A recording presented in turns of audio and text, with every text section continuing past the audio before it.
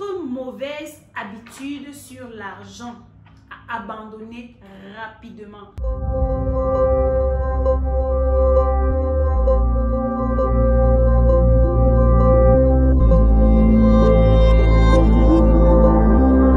Je suis Dacy Lilson, je suis entrepreneur et sur cette chaîne, je partage avec toi les idées business, les stratégies business, tout ce qui peut t'aider à gagner de l'argent, soit à partir de la maison, soit à travers un business que tu lances en présentiel pour pouvoir développer le mental des personnes riches et devenir financièrement indépendantes. Donc, comme je t'ai promis en intro, aujourd'hui, je partage avec toi 4 mauvaises habitudes sur l'argent que tu dois abandonner, tu dois fuir. Si c'est la première fois que tu me vois, si c'est la première fois que tu passes sur cette chaîne, je te prie de t'abonner, ensuite de cliquer sur la cloche de notification. En troisième position, partage mes vidéos pour inspirer le maximum de personnes pour que la communauté grandisse et qu'on apprenne ensemble. On doit chercher l'âme ensemble. Donc, tu dois savoir que les mauvaises habitudes prennent du temps pour s'installer. Les mauvaises habitudes prennent également du temps pour se désapprendre, pour se désinstaller en fait. C'est pas comme un logiciel que tu installes sur ton ordinateur et du jour au lendemain tu cliques sur delete et puis ça s'est supprimé. Non, ça part dans la corbeille, tu peux même aller supprimer dans la corbeille. Ce n'est pas du tout le cas. Nous sommes des êtres humains et lorsque tu prends le temps de mettre en place, de développer une habitude, on dit souvent que l'habitude c'est une seconde nature. Donc, pour désapprendre cette nouvelle habitude que tu as apprise, ça va également te prendre du temps. Donc, quand tu détectes que cette habitude que je suis en train de développer est une mauvaise habitude, be careful. Prends le temps d'analyser cette habitude. Si tu dois la supprimer à l'instant avant qu'elle ne s'installe, supprime-la avant d'évoluer. Donc, sans plus tarder, je voudrais que cette vidéo soit très courte. Sans plus tarder, on va rentrer dans la première mauvaise habitude à abandonner. La première habitude à abandonner, c'est arrêter d'utiliser vos cartes de crédit. Il y a des gens en Occident qui ont déjà mémorisé leur numéro de carte de crédit au point où, quel que soit l'endroit où ils se trouvent, dès qu'il faut faire un achat, allez, elle commence à donner le numéro 1, 2, 3, 4, 5, 6, 10. Et puis, l'achat est effectué et après il se dit mais je vais m'acheter cette chose-ci, pourquoi? Non, arrêtez de faire cela. Vous devez savoir qu'en Occident, lorsque ton quota de crédit est atteint sur ta carte, tes scores sont également affectés. Ça veut dire qu'il y aura un certain montant de crédit qui ne te sera pas octroyé au moment opportun.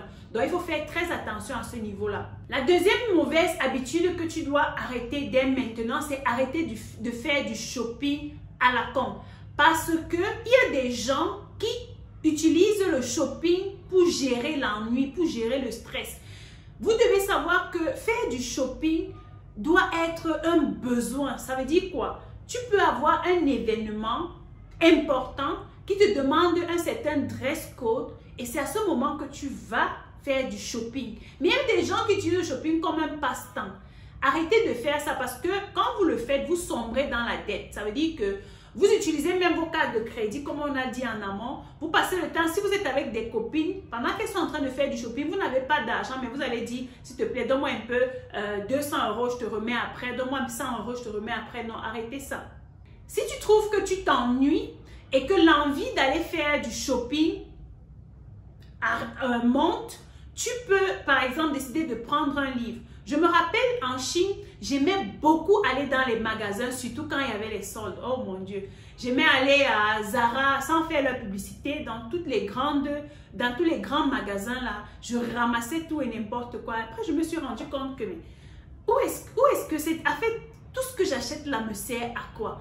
Et quand je suis rentrée en contact avec le développement personnel, j'ai commencé à être passionnée par la lecture des livres qui m'apportaient de la valeur. J'ai développé cette habitude-là. Lorsque l'envie d'aller faire du shopping arrivait, je prenais plutôt un bouquin, je commençais à lire et au bout de 10 pages, 15 pages, je m'endormais et puis voilà, Les dépenses pour le shopping étaient restées dans ma poche. Et j'ai continué avec cela, j'ai même enseigné cela à certaines personnes et elles ont appris à développer cette même habitude-là et c'est resté. Aujourd'hui, si tu me vois dans un shopping, c'est parce que j'ai un événement, c'est parce que je cherche quelque chose de précis et dès que je trouve cette chose-là, je suis déjà partie. La troisième mauvaise habitude que tu dois arrêter sur l'argent maintenant, c'est arrêter de faire des achats impulsifs. Ça veut dire quoi? Surtout nous les femmes. Lorsqu'on va au marché ou bien lorsqu'on va en boutique ou si on décide d'aller faire des achats, si on décide d'aller faire des courses, lorsqu'on arrive, on trouve par exemple ce pot de fleurs. Ah, en fait, j'ai besoin de ce pot de fleurs. Non, c'était pas dans ton programme. J'ai besoin de ce pot de fleurs, j'ai besoin de cet agenda, j'ai besoin de ce parfum, j'ai besoin de ceci. Non, si ce n'était pas dans ton programme, tu laisses passer. Nous les femmes, nous sommes très fortes. Moi-même, j'ai souffert de cela pendant longtemps. C'est vrai qu'il m'arrive souvent de faire des achats impulsifs, mais le rythme a diminué. Quand tu fais ça, tu vas hors de ton budget. J'ai ma mère qui me dit souvent, ce que tu as acheté là, est-ce que c'était dans ton budget? Et à chaque fois qu'elle me posait cette question, je revenais en me disant, ah, c'est vrai ce qu'elle dit. Ça m'énervait, mais elle me disait ça tout le temps pour m'enseigner comment une femme doit gérer son budget et tout.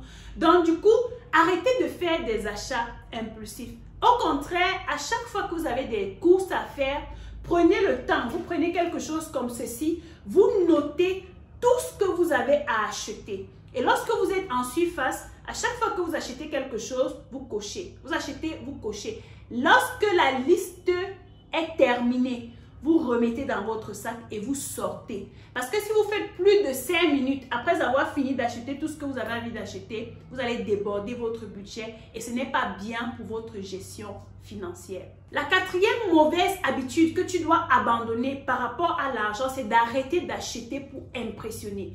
Vous devez comprendre quelque chose, surtout en 2022. Nous sommes au 21e siècle et aujourd'hui, les gens n'ont plus le temps de s'intéresser aux autres.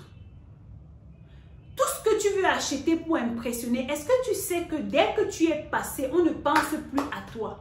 Donc ça veut dire que même si tu as un vieux cabas sur toi, même si tu as une veste sur toi, même si tu as la dernière collection de je ne sais pas quelle marque qui est sortie, dès que tu es passé, d'ailleurs, on ne te regarde même plus parce que tout le monde aujourd'hui, c'est la génération écran et génération tête baissée. Quand tu passes, on ne te regarde même pas parce que tout le monde a la tête sur le téléphone. Donc, si tu achètes parce que tu voudrais qu'on dise quelque chose de toi, parce que tu voudrais qu'on te voit, parce que tu veux impressionner, tu veux montrer que tu as de l'argent, tu sais bien t'habiller, on s'en fout. Je dis bien, on s'en fout. Tout l'argent que tu utilises pour dépenser afin d'impressionner les gens qui ne... En fait, les gens pour qui tu n'as pas d'importance, cet argent, tu pourrais garder cela et investir dans un business qui pourrait te rapporter plus d'argent plutôt que de dépenser pour impressionner les gens parce que, gars, we don't care.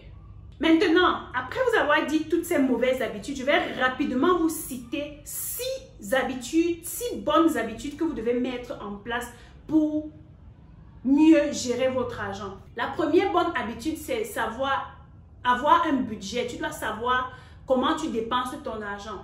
La deuxième bonne habitude, c'est apprendre à vivre en dessous de tes moyens. Donc, achète ce dont tu as besoin. La troisième bonne habitude sur l'argent que tu dois développer, c'est augmenter tes revenus. Ça veut dire que tu dois trouver un produit ou un service que tu peux mettre sur le marché pour vendre. Si tu ne sais pas ce que tu peux vendre, va dans ta garde-robe. Tout ce que tu as déjà acheté pendant tes shopping et tout ça, si tu ne les utilises pas, parce que la majorité d'entre nous, nous achetons des trucs qu'on ne porte même pas ou qu'on porte une seule fois l'an.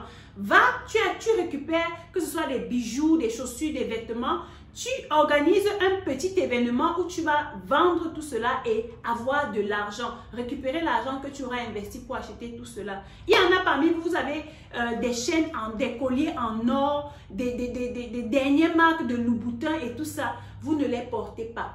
Vendez-les et investissez cet argent dans un business. La quatrième bonne habitude par rapport à l'argent, c'est que vous devez apprendre à payer vos dettes. Donc, si, comme on a dit dès le départ, vous utilisez les cartes de crédit, faites un plan d'action pour solder toutes vos dettes. Je peux vous assurer que la dette traumatise, la dette frustre. Quand tu es une personne endettée, crois-moi, tu n'as pas le sommeil paisible. Tu ne dors pas bien. Tu es toujours stressé. Tu es tout le temps tendu. Tu as tout le temps la pression parce que tu te dis, le créancier à tout moment peut t'appeler pour te dire, I need my money, man.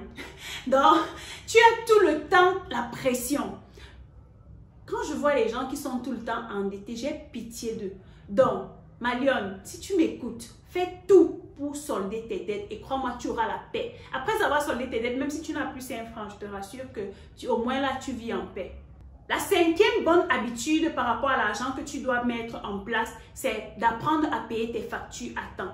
Il y a des gens, lorsque la facture d'électricité arrive, vous attendez 2 semaines pour payer parce que vous priorisez l'argent que vous avez pour acheter les vêtements, pour acheter un nouveau sac, pour une quelconque sortie. Non. Dites-vous que chaque 5 du mois, je dois payer mes factures. Et pendant tout le mois, vous préparez déjà cette période, la période du 5 pour payer vos factures. Et croyez-moi, quand la facture arrive et vous soldez directement, vous vous sentez bien. Il y a un sentiment d'accomplissement que vous ressentez qui est, en fait, je ne peux pas vous expliquer, mais vous devez le vivre pour le comprendre, en fait. C'est ça. Apprenez à payer vos factures à temps, tout simplement. La 6e bonne habitude que vous devez développer par rapport à l'argent, c'est que vous devez apprendre à investir.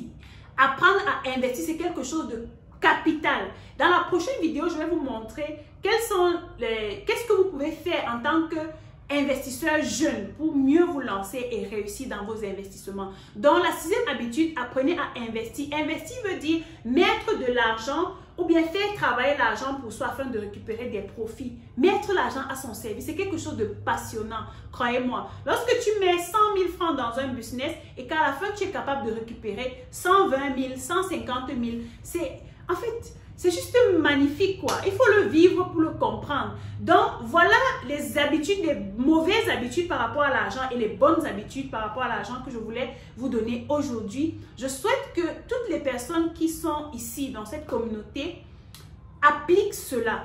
Si vous appliquez, croyez-moi, vous allez avoir du résultat. Si vous n'avez pas bien écouté, remettez la vidéo au début, prenez le temps de réécouter, prenez des notes et évaluez votre vie par rapport à ce que j'ai cité.